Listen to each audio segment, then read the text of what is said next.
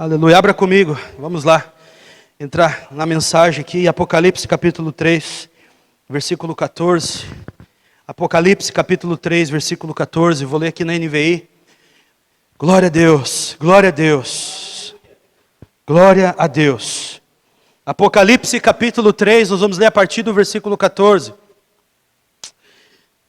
aleluia, aleluia, fale conosco, Senhor. Ministra o nosso coração, Jesus. Tenha liberdade, Espírito Santo. Apocalipse, capítulo 3, a partir do versículo 14. Quem encontrou diz amém. Está escrito: ao anjo da igreja em Laodiceia escreva: estas são as palavras do amém, a testemunha fiel e verdadeira, o soberano da criação de Deus. Conheço as tuas obras, sei que você não é frio e nem quente. Melhor seria que você fosse frio ou quente. Assim, porque você é morno, não é frio nem quente, estou a ponto de vomitá-lo da minha boca. Você diz: estou rico, adquiri riquezas e não preciso de nada. Não reconhece, porém, que é miserável, digno de compaixão, pobre, cego e que está nu. Dou-lhe este conselho: compre de mim ouro refinado no fogo, e você se tornará rico. Compre roupas brancas e vista-se para cobrir a sua vergonhosa nudez. E compre colírio para ungir os seus olhos e poder enxergar. Repreendo e disciplino aqueles que eu amo. Por isso seja diligente e arrependa-te. Eis que estou à porta e bato. Se alguém ouvir a minha voz e abrir a porta, entrarei e cearei com ele e ele comigo. Ao vencedor darei o direito de sentar-se comigo em meu trono. Assim como eu também venci e sentei-me com meu Pai em seu trono. Aquele que tem ouvidos ouça o que o Espírito diz às igrejas. Amém? Glória a Deus. Amado Deus me deu essa palavra e ela começou a ministrar muito no meu coração. Aqui é a carta à igreja de Laodiceia. Em Apocalipse nós temos 7 igrejas, ao qual o Senhor mandou a sua mensagem, né? E uma dessas igrejas era a igreja de Laodiceia. A igreja de Laodiceia, é interessante de pegar um pouquinho de contexto, né, sobre a cidade. E quando você vai ler, vai pesquisar um pouco sobre Laodiceia, você descobre que Laodiceia era uma cidade que anteriormente se chamava Dióspolis. Era uma cidade de Zeus. Ali havia um templo, né, onde Zeus era cultuado. Essa cidade ela se chamava Dióspolis.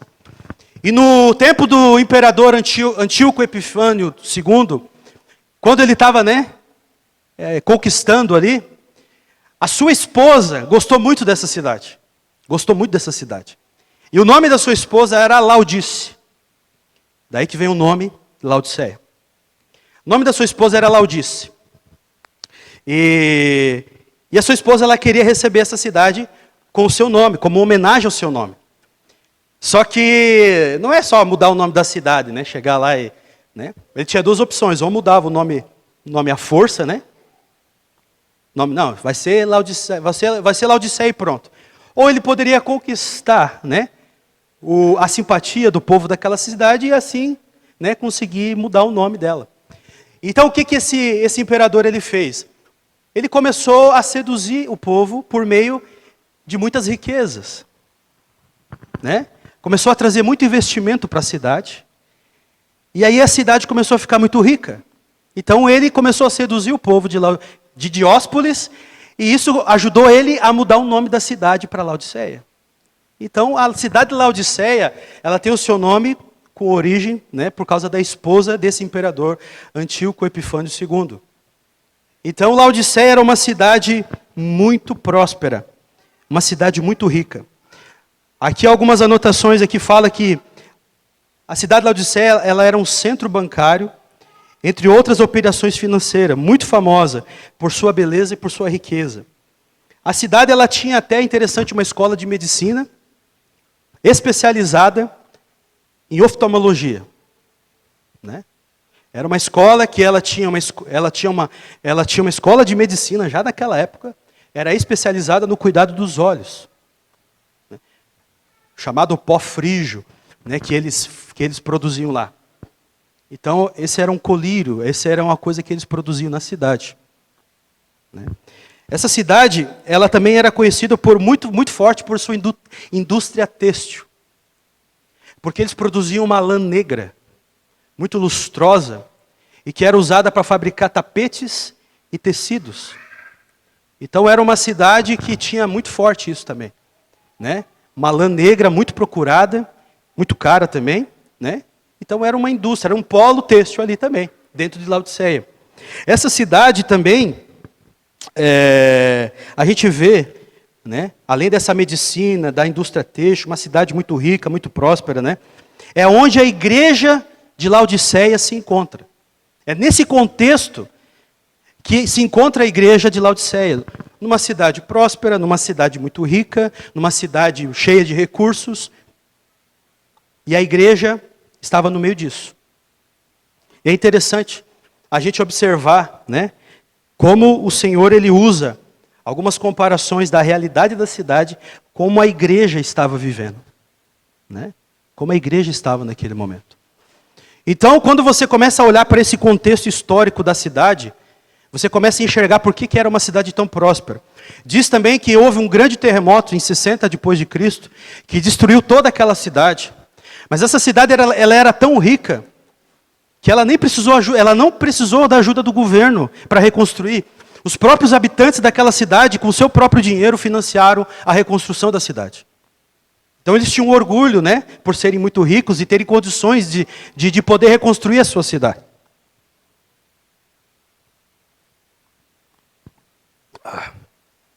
Isso, amados, é um contexto que nós enxergamos, aonde nós vemos a igreja de Laodiceia. E a igreja, né, se encontrava, como eu falei, nessa situação. Uma igreja que se achava autossuficiente, né?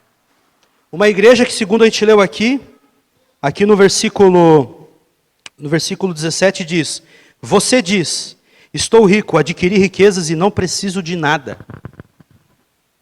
Era uma igreja que se considerava autossuficiente. Não preciso de nada, eu estou rico. E aí Jesus continua, mas não reconhece, porém, que é miserável, digno de compaixão, pobre, cego e que está nu. Essa era a realidade da igreja de Laodiceia. Eles se enxergavam como ricos, mas na verdade, eles estavam pobres, miseráveis, cegos, nus. E quando eu comecei a meditar sobre sobre Laodiceia, isso me chamou muita atenção para a cidade de Luiz Alves. Luiz Alves é uma cidade rica. Luiz Alves é uma cidade cheia de recursos. Cidade de muitos empresários, muitas pessoas de terras, de posses. É uma cidade que você não vê muita pobreza aqui. Uma cidade até de indústria têxtil, né? Tantas empresas que se instalaram nessa cidade. Muitos de nós trabalhamos em muitas delas. Então nós podemos enxergar essa igreja de Laodiceia, talvez como a igreja Luiz Alves. Cidade de Luiz Alves, não a igreja. Porque eu creio, amados, que o Senhor está trazendo um entendimento para nós nessa noite. Sobre algumas coisas que nós precisamos enxergar, que nós não estamos enxergando. Quem mora em Luiz Alves aqui, amém? Quem é morador da cidade aí? Então a palavra é para nós todos, amém? Amém. A igreja de Luiz Alves. O título da mensagem é Nem Frio Nem Quente. Nem frio e nem quente. É interessante, amados, que dentro do contexto histórico do Apocalipse, há uma linha teológica que diz assim, que as 7 igrejas da Ásia representam um período da história na igreja no decorrer dos séculos. O que eu quero dizer com isso? Que cada igreja, cada carta, está sendo direcionada a um período da igreja. O que significa que a carta à igreja de Laodiceia está falando da igreja dos últimos dias. É um período profético da igreja dos últimos dias. Há uma linha teológica que fala sobre isso. O que significa que Laodiceia representa a igreja dos últimos dias. Qual seria o estado da igreja dos últimos dias? Então isso nós precisamos enxergar, queridos. E eu creio que nós somos a igreja dos últimos dias. Então essa realidade é para nós. Essa realidade é para mim. Nós precisamos nos enxergar dentro desse texto. Porque muitas vezes nós estamos fazendo isso. Nós somos ricos. Não precisamos de nada. Esse é um principal problema, porque muitas vezes a gente não o reconhece. Que a nossa principal problema é que nós somos pobres, miseráveis, cegos e nus. Essa, amados, é uma repreensão muito forte do Senhor à igreja.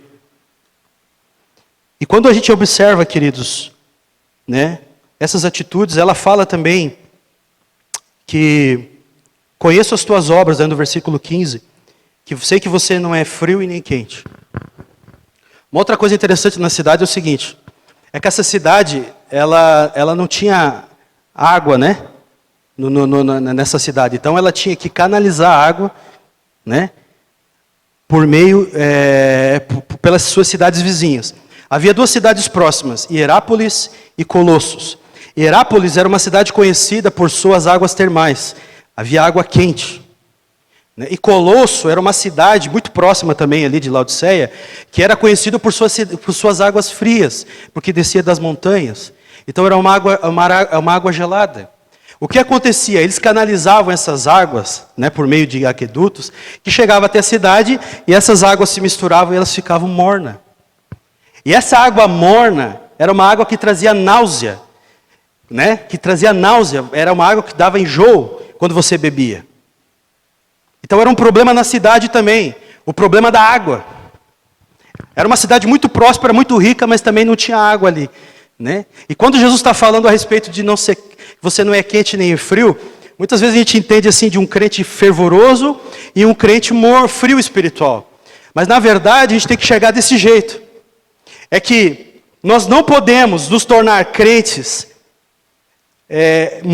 morno, né? Sem ser quente. Olha só aqui, eu quero ler com você. O que é ser quente? Romanos capítulo 12, abra comigo. Romanos capítulo 12, Paulo fala assim para a igreja. Romanos capítulo 12, no versículo 11. Está escrito assim. Nunca lhes falte o zelo, sejam fervorosos no espírito e sirvam ao Senhor. Isso é águas quentes, né? Fervoroso no espírito. Olha para o irmão que está do teu lado e diga assim, seja fervoroso no espírito. Seja quente. Ou seja, né? A gente precisa desse fervor, mas também, nós não podemos ser pessoas que também não tenham refrigério. Porque a água fria fala de refrigério. A água fria fala de refrigério. Por exemplo, você está no calor aqui. Quem gosta de beber uma água quente quando está com sede? Levanta a mão aí. Ninguém, né? O que a gente faz quando está com muita sede? Né? Aqui uma aguinha gelada, tá do jeito que está bom. Refrescante, maravilhoso. Refrigério. Jesus diz, né? O Senhor é meu pastor e nada me faltará. Ele, né, me guia, passo verdejante e refrigera a minha alma. Leva-me para junto de águas tranquilas. Então, queridos, nós não podemos ser aqueles crentes que não são fervorosos e também não podemos ser crentes que também não têm refrigério para dar para as pessoas. Provérbios 25, 25 está escrito assim. Bota ali para mim. Provérbios 25, 25. Como a água fresca ou como a água fria para a garganta sedenta é a boa notícia que chega de uma terra distante. Né? Olha só. Como a água fresca, em outras traduções falam, como a água fria para a garganta sedenta é a boa notícia que chega de uma terra distante. Então você imagina que como é o evangelho, né? As boas novas, para aquelas pessoas que estão sedentas. Pessoas sedentas que precisam de água fresca. Só que a igreja de Laodiceia era uma igreja morna. É uma água que não fazia bem. Era uma água que não fazia bem. Esse é o retrato da igreja de Laodiceia. Né? Pastor que gosta de tomar chimarrão, né, pastor? Toma chimarrão com o quê? Água quente. Né? Esquenta a água, né? Bota ali. Agora, quando está com sede, vai tomar o quê? Uma água fresca. Para trazer refrigério. Assim temos que ser nós. Por isso que Jesus disse, quem dera você fosse frio ou fosse quente. Que você fosse fervoroso, ou que você fosse nessa pessoa que traz refrigério, o pregador de boas novas. Só que a igreja não estava nem para lá nem para cá. Estava se misturando. E esse é um problema muitas vezes quando a igreja se mistura com o mundo. Ela fica morna. Quando a igreja se mistura com o mundo, ela fica morna. É o que estava acontecendo com a igreja de Laodiceia. A cultura da cidade influenciou a cultura da igreja. Porque Laodiceia era uma cidade muito rica, a igreja também pensava assim, nós também somos ricos. Porque a cidade de Laodiceia era uma cidade muito próspera, a igreja também estava no mesmo pensamento. A cultura do mundo entrou da igreja. E estava corrompendo aquelas águas, fazendo-elas se tornarem mornas. Não trazendo algo prazeroso. Porque as águas quentes, da cidade de Herápolis, era uma água que era muito famosa na época, onde muitas pessoas buscavam para trazer tratamento de cura, Pessoas iam até essa cidade por causa dessas águas, eles acreditavam que traziam cura. Então eram águas que eram muito procuradas naquele momento. E o que nós podemos enxergar através dessa repreensão, do Senhor? Deixa eu voltar aqui para o texto de Apocalipse. A gente vê, queridos, que a qualidade dessa água não era boa. Nós temos que analisar como está a qualidade da água do nosso coração, daquilo que está saindo do nosso coração. A Bíblia fala que aquilo que contamina o homem é aquilo que sai do coração. Então, como está a qualidade da água, que está saindo de você? Como está essa qualidade? Como está? É que nem muitas vezes quando a gente abre a torneira, de repente vem aquela água suja, barrenta da Kazan, Quando já tiver experiência, você abre lá, Você abre a torneira, vem aquela água suja, barrenta. Vai beber aquela água? Não. Não vai beber aquela água. Tem coisa melhor do que ter uma água pura para você tomar. É uma água pura. E assim é o que o Senhor espera da sua igreja. Que nós tenhamos pureza. Que nós tenhamos, como disse o pastor Henrique semana passada, posicionamento. É frio, é quente. Quem você é? Vai ficar aqui no meio termo, se misturando? E o mundo muitas vezes tem entrado com essas filosofias e pensamentos. Em 1 João, no capítulo 2, versículo 15 ao 17, nós vemos aqui, queridos, não podemos, primeiro, um ponto aqui que nós devemos observar, que nós não podemos amar o mundo e nem ser amigos do mundo. Diga-se comigo, não podemos amar o mundo e nem ser amigos do mundo. João diz assim, não ame o mundo. Diga comigo, não ame o mundo. Nem o que nele há. Amém? Me ajuda, olha para o teu irmão, prega para ele e diz assim, meu irmão, não ame o mundo. E nem o que nele há. Amém? Vamos continuar aqui. Se alguém ama o mundo, o amor do Pai não está nele. Pode ir. Até o 17. Pois tudo que há no mundo, a cobiça da carne, a cobiça dos olhos e a ostentação dos bens, da riqueza, não provém do Pai, mas do mundo. O mundo e a sua cobiça passam, mas aquele que faz a vontade de Deus permanece para sempre. Abra ali comigo Tiago, capítulo 4. Não podemos amar o mundo e nem ser amigos do mundo. O que a Bíblia diz aqui? A partir Tiago 4, versículo 1. De onde vêm as guerras e contendas que há entre vocês? Não vêm das paixões que guerreiam dentro de vocês? Vocês cobiçam coisas e não as têm. Matam e invejam, mas não conseguem obter o que desejam. Vocês vivem a lutar e a fazer guerras. Não têm porque não pedem. Quando pedem, não recebem, pois pedem por motivos errados para gastarem seus prazeres. Versículo 4. Adúlteros, vocês não sabem que a amizade com o mundo é inimizade com Deus? Quem quer ser amigo do mundo se faz inimigo de Deus. Então, Esse é um ponto importante. Não podemos amar o mundo. E não podemos ser amigos do mundo. O mundo está falando do sistema. Que era onde a igreja de Laodiceia estava deixando e permitindo que essa cultura entrasse na igreja. A ponto de eles não conseguirem enxergar a verdadeira situação que eles estavam vivendo. Como pode alguém dizer, estou rico, não preciso de nada, mas na verdade é pobre? É miserável. Isso fala de cegueira. Eles não estavam se enxergando. Outro ponto aqui para nós avançar, fala sobre reconhecer o nosso pecado diante do Senhor e nos arrepender. Então, se nós identificamos, querido, aqui nessa carta à igreja de Laodiceia, talvez nós podemos estar nos identificando nessa noite em alguma coisa.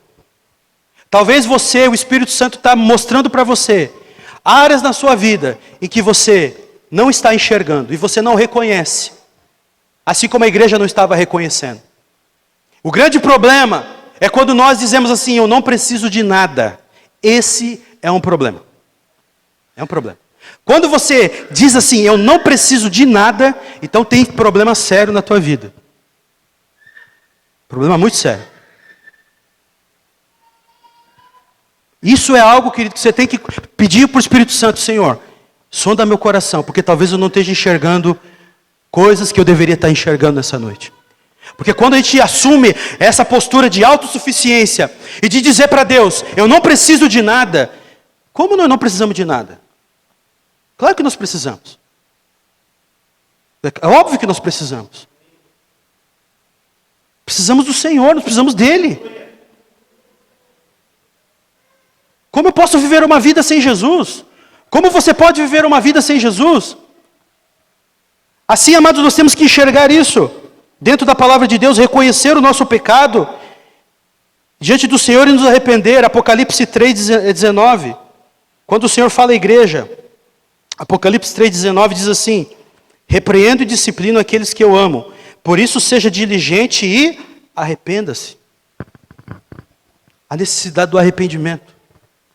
A necessidade da mudança. A necessidade de nos voltar ao Senhor. Eu não sei como está a tua situação de fé, meu irmão, minha irmã, nessa noite. Eu não sei como é que você está nessa noite, mas talvez nessa noite há um posicionamento que você precisa tomar, um posicionamento de arrependimento. E algo que atrapalha o nosso arrependimento é quando a gente diz assim, eu não preciso de nada. Isso é algo que nós, porque o Senhor diz para a igreja, você não reconhece, você não consegue enxergar. Então, queridos, há sim uma necessidade de mudança, de reconhecer o nosso pecado e nos arrepender. Outra atitude que nós vemos também aqui, que o Senhor fala para a igreja de Laodiceia, ele diz assim, que nós precisamos ir até Jesus e comprar ouro refinado no fogo, vestes brancas e colírio para curar a nossa visão. Nós precisamos ir até Jesus e comprar ouro refinado no fogo, comprar vestes. Jesus está falando assim, eu aconselho que você compre de mim. Eu acho interessante isso. Como é que você compra de Jesus? Como é que você faz uma compra com Jesus? Senhor, eu estou precisando fazer umas compras aqui com o Senhor. Como é que você faz uma compra? Eles não são pobres? Como é que vai comprar? O estado da realidade deles não era pobreza? Vai comprar com o quê? Eu fiquei pensando nisso. Né? Como é que vai comprar? Jesus não disse que eles eram pobres, e o Senhor agora está dizendo, vem comprar. Vem comprar. Como vai comprar, Jesus? Isso eu acho interessante.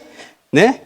Isaías 55, lá diz assim, um capítulo que é interessante. Né?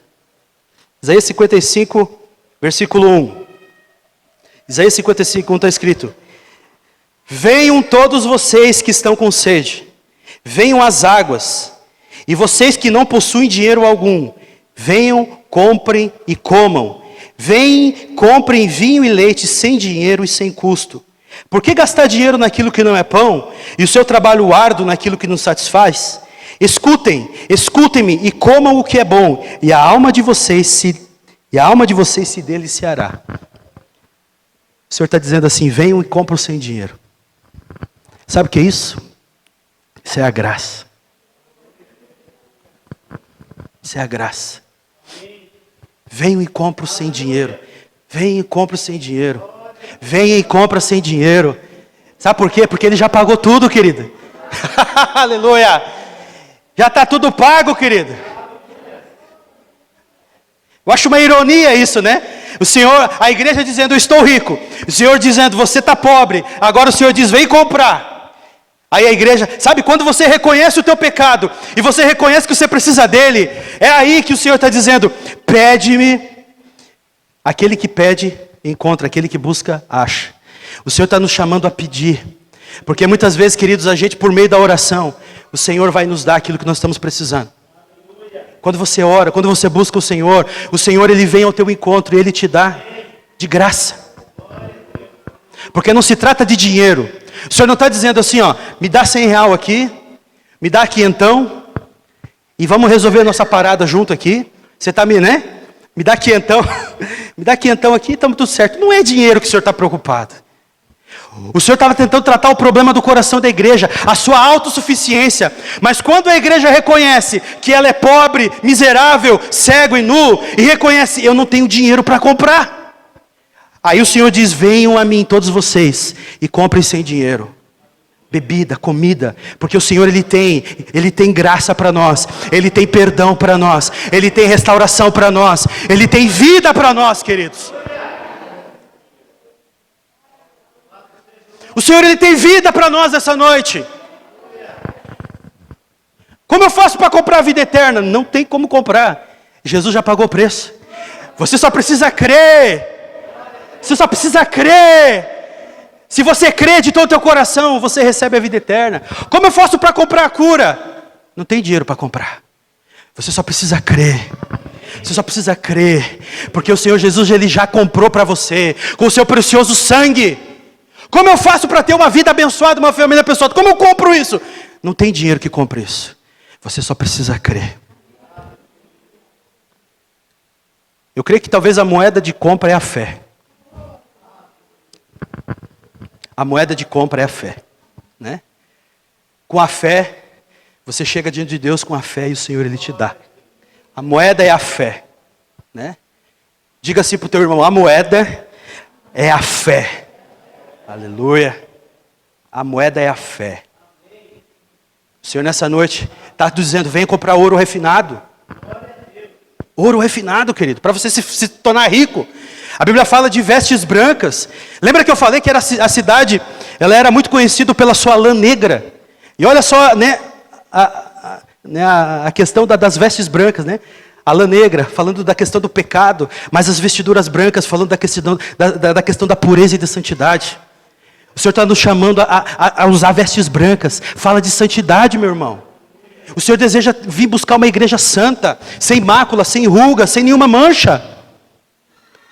E quando o sangue de Jesus vem sobre nós, Ele nos purifica de todo o pecado. Então, querido, Deus quer nessa noite te dar uma veste branquinha, uma veste nova, alvejada no sangue do Cordeiro.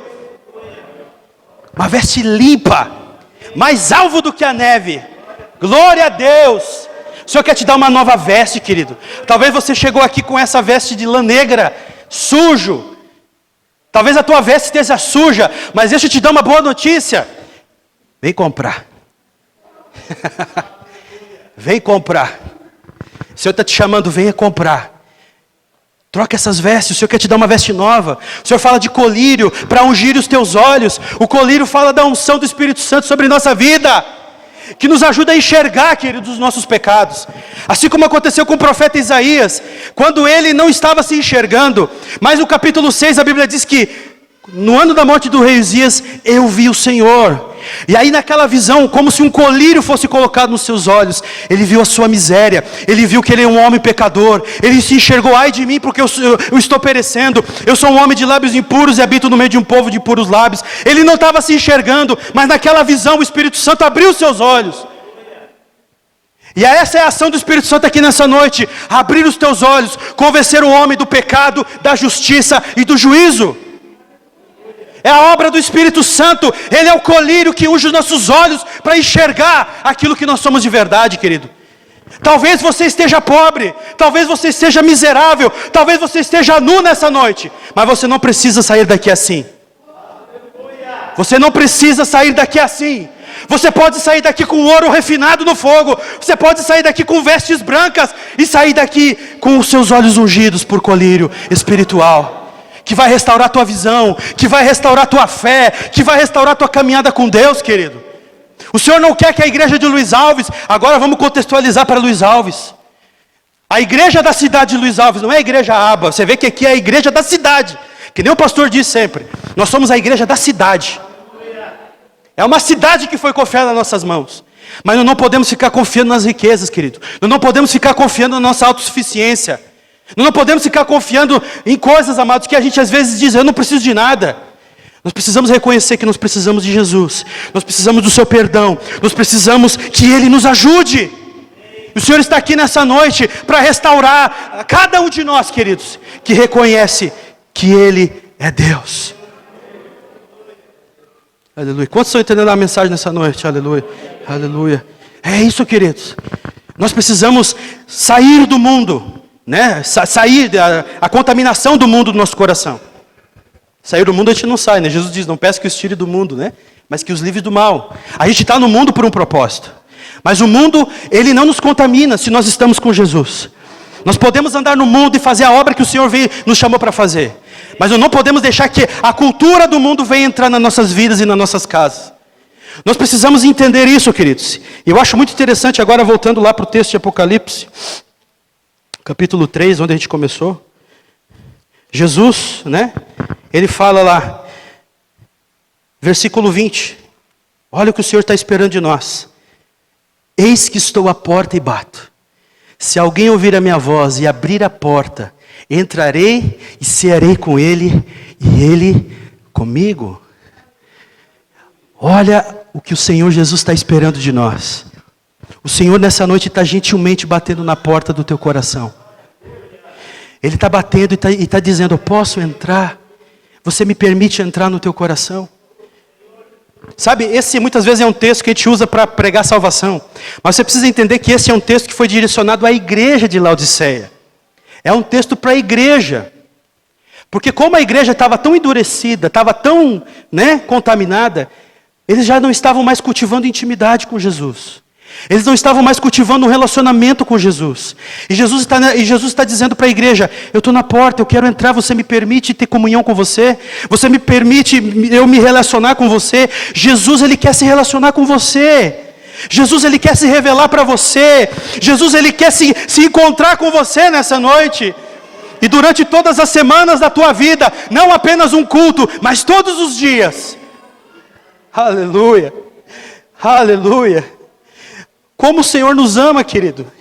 Como o Senhor nos ama. Porque por mais que o Senhor dê uma repreensão muito dura para a igreja, deu sim.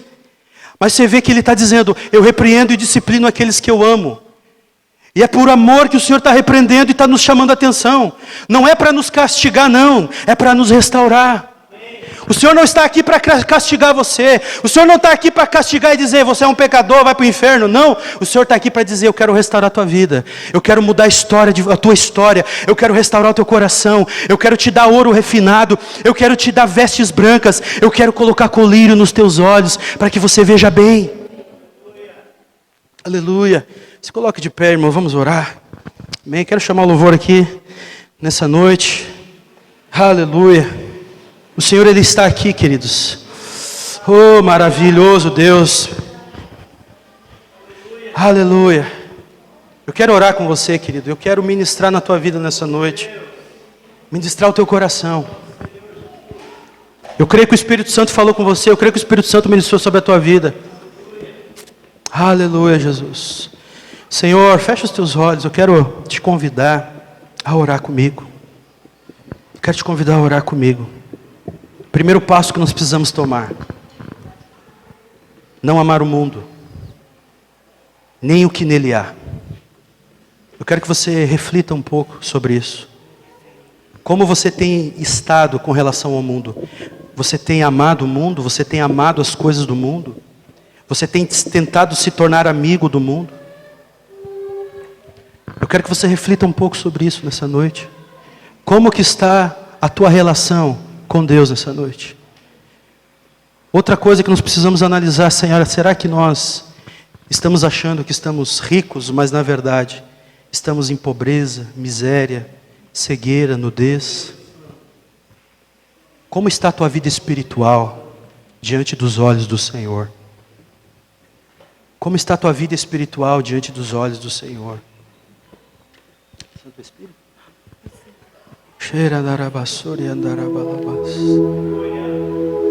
Outra coisa nós precisamos analisar, queridos. Nós precisamos fazer nessa noite.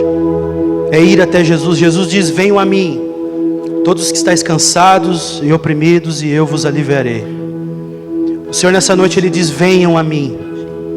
Venham a mim. Venham a mim.